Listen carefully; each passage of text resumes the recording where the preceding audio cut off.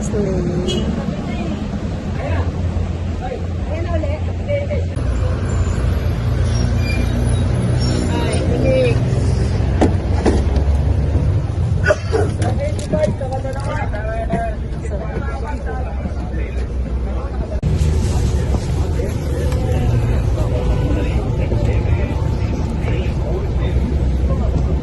Isang plastic ako na.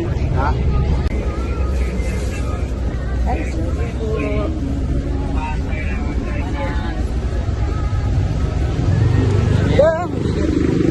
Apa?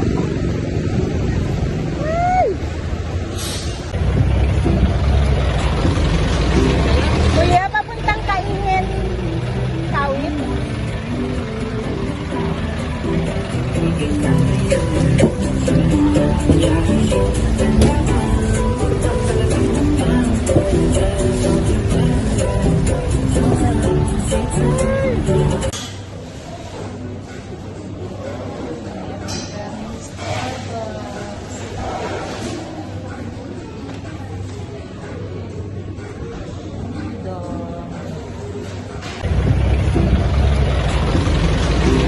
Kuya, papuntang Kaingin. Kawit.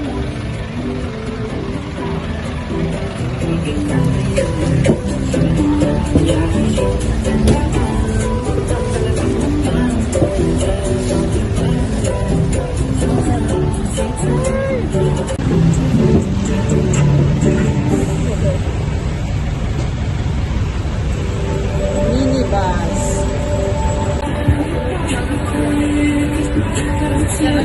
Baka may lang.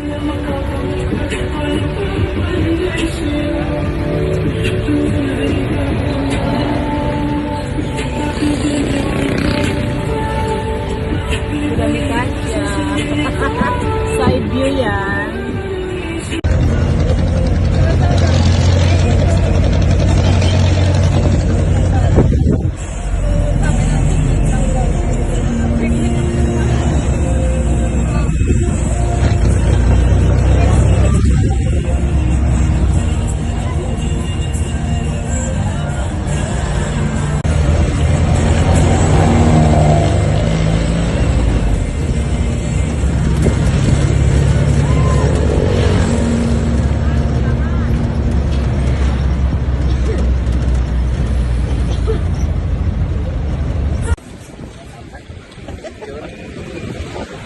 Sidecar naman. Ito, papunta na ito sa sementeryo, my friend. Wala kami makuha tricycle. Ang hirap tricycle dito. So, nag-sidecar na lang kami. Lumang bahay ni. Ayun sila. Ayan, dito na kami ulit, Ma'am Helen. Bisitahin namin ang iyong tata. Ang init. 2:30 PM. Nandito kami. Medyo mainit. Kaya lang kasi malayo. Kaya gusto ko kahit na mainit, okay lang para makauwi din kami ng hapon-hapon pa. Kumaga maliwanag pa. So, ayun. Ayan, ito po ang palatandaan. Dito po. Tabi-tabi po. Hindi na likod mo. Pintura. Tabi-tabi po. So, ayan po. Hello po. Hello po, Tatay Sosimo Bita. Ayan, Ma'am Helen. Dito na po kami sa papa mo. Ayan, papalinis namin to kay Ed. Tsaka magpipintura kami. Wala, nandiyan pa yung kandila. Sayang, namatay na agad yung kandila. Kasi mahangin eh. Ayan, dito kami ni Ed. Meron kaming dala. Malakapo.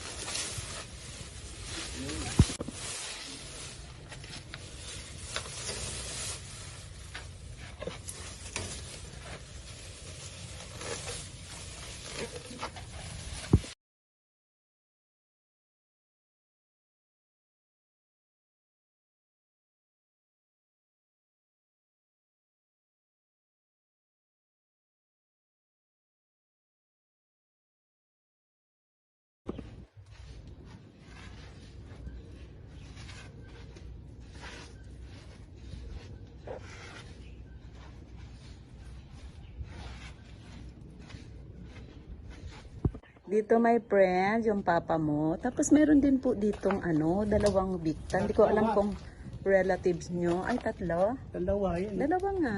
Honey Victa. Excuse me. Ayan my friend Paulo Lihani Victa. Hindi ko alam kung kamag-anak nyo. Antonina. Tsaka itong Antonina G. Victa. Ayan. Malapit lang siya dito sa papa mo. Ito po, Victa. Ay, ito din. Macario Dalawa. B. Victa. Cario Esterana. Oo. Tsaka Miguela. Miguela. Victa. Miguela. Victa din pala. Ayan, parang mga kaanak nyo siguro to, my friend. Ayan, natin sa papa mo.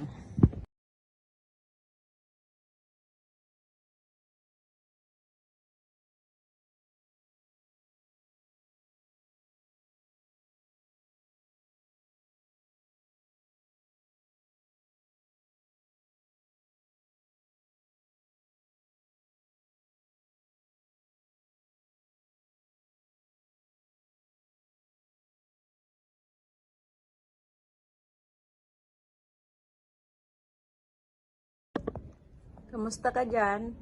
Okay lang, boss. Ayan.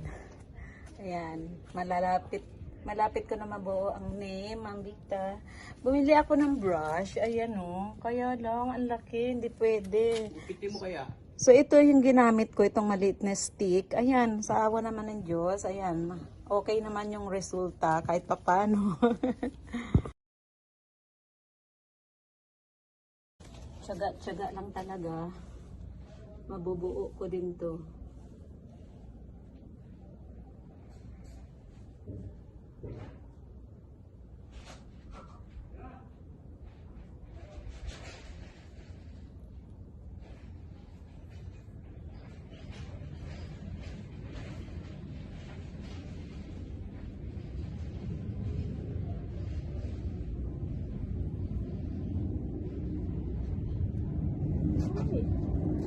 Pamunas mo dong. Pamunas mo.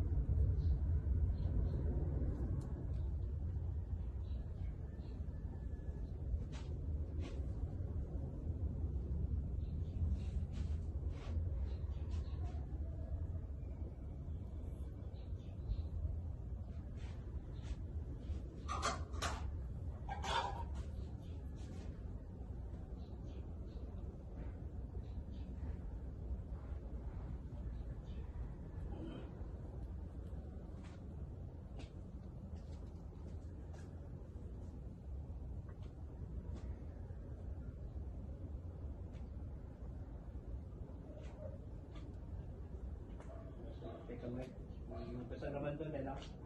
Saan? Sa labas. Yan, malapit na si Dodong matapos. Ako pa!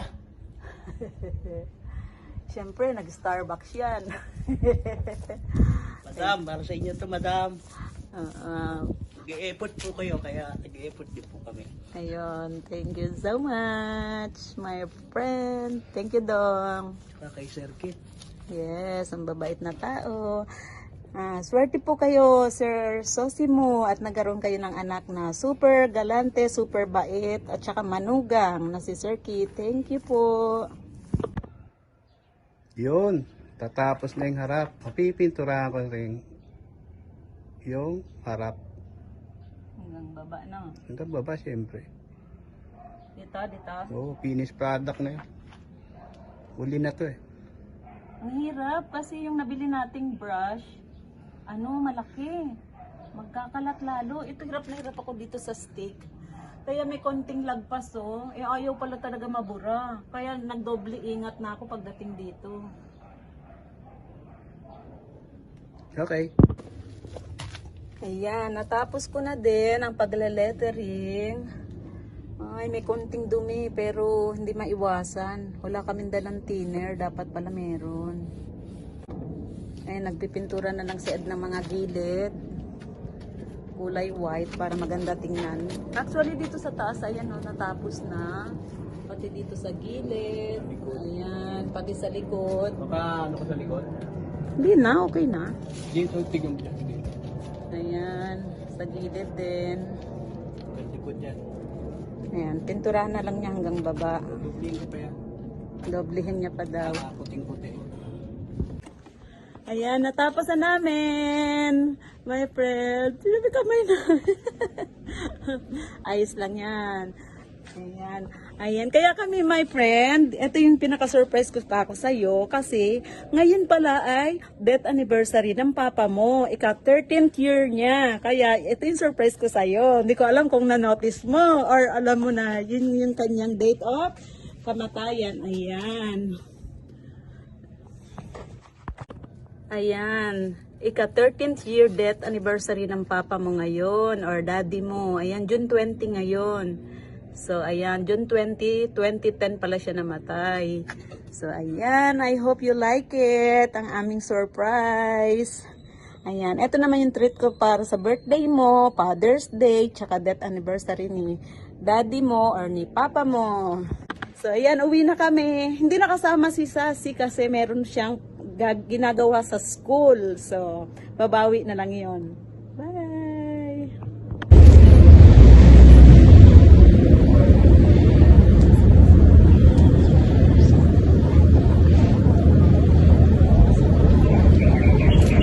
Dito kami, tatay Sosimo. Pasensya ka na po sa akin. Simple. Regalo para sa iyo, sa kay Ma'am Helen. Napakabuti ko ng inyong anak. Ayan. Ano po. So, ayan. Kararating lang namin. Nalobat ang cellphone ko.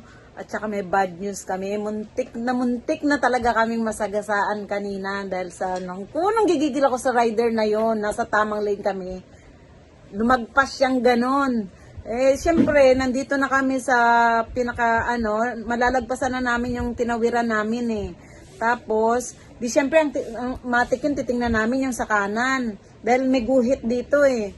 Bigla pa namang may sumulpot na siguro, dire-diretso siya ang bilis. Buti na tapos lumabas nga kami ng konti. Yun, kung hindi talaga siya nakadiko at basta kung hindi talaga siya nakaliko agad, matik matatamaan si Ed. At magkatabi kami ni Ed, so matik dalawa talaga kaming matutumba or masasagasaan. Diyos ko, thank you Lord talaga. Grabe yung experience, nervous talaga kami. Kaya talagang magpapasalamat kami kay Lord at safe naman kami. So susunod sa mga rider dyan, please mag-ingat naman kayo para isip nyo naman ang buhay nyo at lalo na ang buhay namin. Huwag kayong basta-basta lang dyan. Ako So, ayun. Kauuwi lang namin ni Ed. Nalobat ang phone ko. So, pagdating dito, wala pa rin si Sassy pumuntang school. So, Ma'am Helen, gusto ni Ed, simple lang yung aming celebration ng Father's Day. Bukod sa nag-Starbucks kami kanina. Ayan, nagpabili lang siya neto.